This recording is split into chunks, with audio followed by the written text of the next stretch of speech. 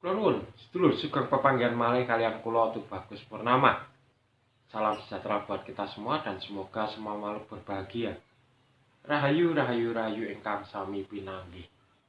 Sedulur, masih dalam permasalahan bagi yang sedang mengalami keterpurukan. Setelah kita melakukan 4 step di depan, maka sekarang tiba saatnya kita bergerak kembali. Nah, cara untuk bergerak kembali, untuk bangkit lagi adalah seperti dalam video berikut ini.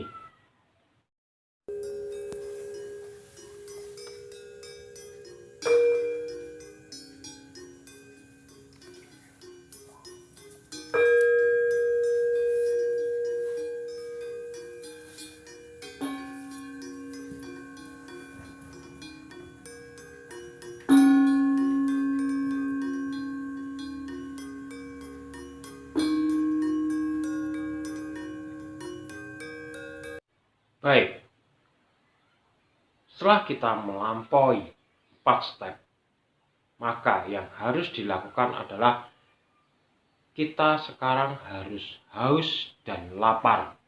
Haus dan lapar di sini adalah haus akan ilmu pengetahuan, lapar akan ilmu pengetahuan. Jadi, buatlah diri kita menjadi merasa bodoh, menjadi ingin lebih mengetahui, menjadi ingin lebih membuka wawasan yang baru.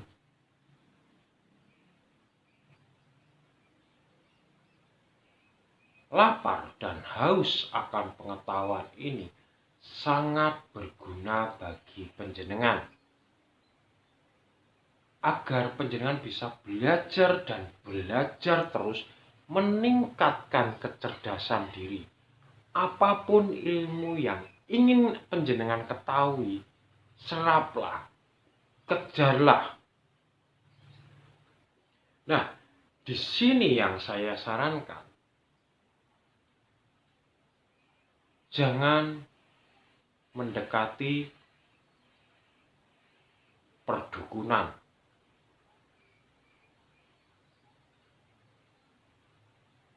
Dukun yang saya artikan di sini adalah konotasi yang negatif. Jadi orang-orang yang memanfaatkan supranatural untuk dijual.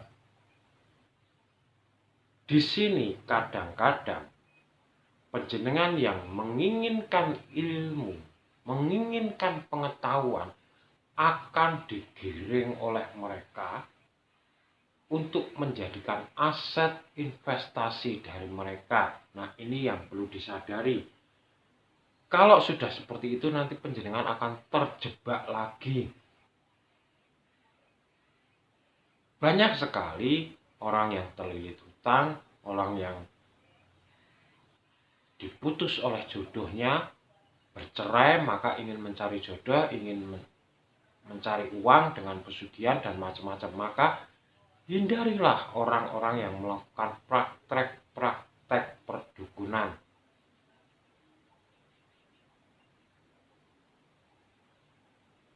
Nah, disinilah saya sarankan lebihlah mendekati kepada orang yang betul-betul mengerti tentang ilmu yang ingin panjenengan ketahui. Misalnya ilmu tentang kejawen, ilmu tentang leluhur, ilmu tentang sejarah, ilmu tentang ekonomi untuk kehidupan panjenengan ke depannya.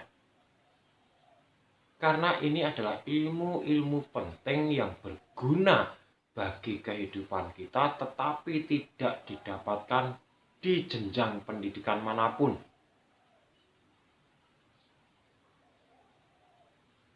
Inilah basic dasar ilmu kehidupan, yaitu bertahan hidup dan bagaimana cara mempertahankan hidup. Karena urip iku kudu urup. bermanfaat bagi orang lain. Bagaimana kita bisa bermanfaat bagi orang lain kalau kita sendiri dalam kondisi belum menyala? Nah, untuk bisa menyala, maka kita cari ilmu sebanyak-banyaknya. Sehingga ilmu itu nanti bisa kita gunakan untuk menyalakan api kesadaran, api pengetahuan kepada orang-orang di sekitar kita yang sedang mengalami keterpurukan juga. Nah, disinilah fase-fase kritis manusia. Ketika sudah terpuruk dan mulai akan bangkit, kalau panjenengan salah orang, salah berguru, maka yang terjadi akan kembali ke titik nol,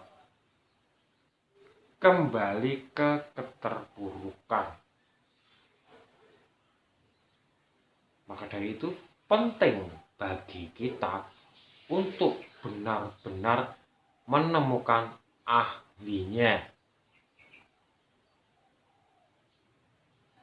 Dan ingat, jangan langsung ditelan mentah-mentah. Harus dirasakan dalam diri kita sesuai dan tidaknya, nyaman dan tidaknya kita merasakan itu.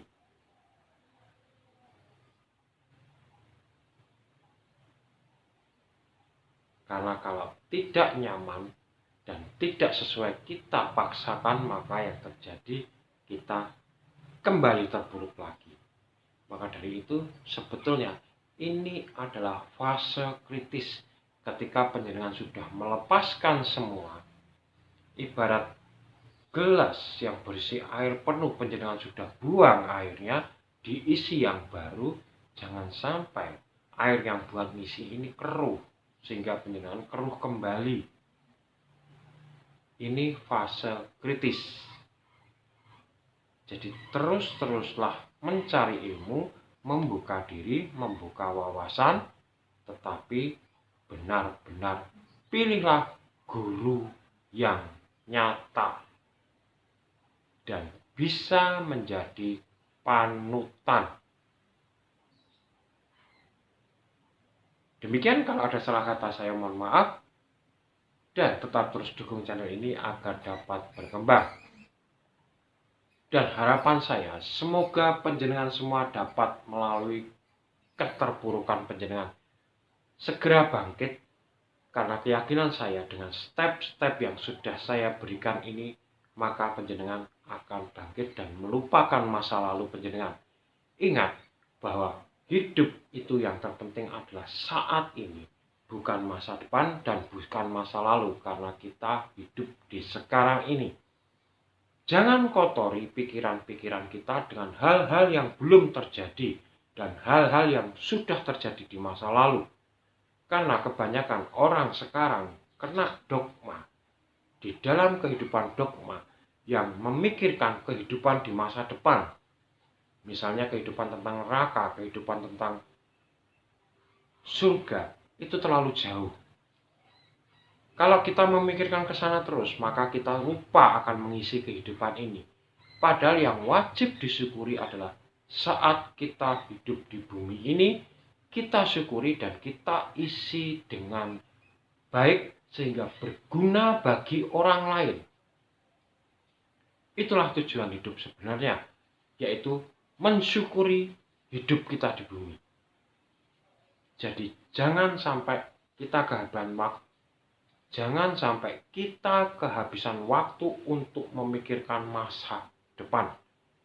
Demikian, semoga bermanfaat. Saya Tubagus Purnama mengucapkan rahayu, rahayu, rahayu.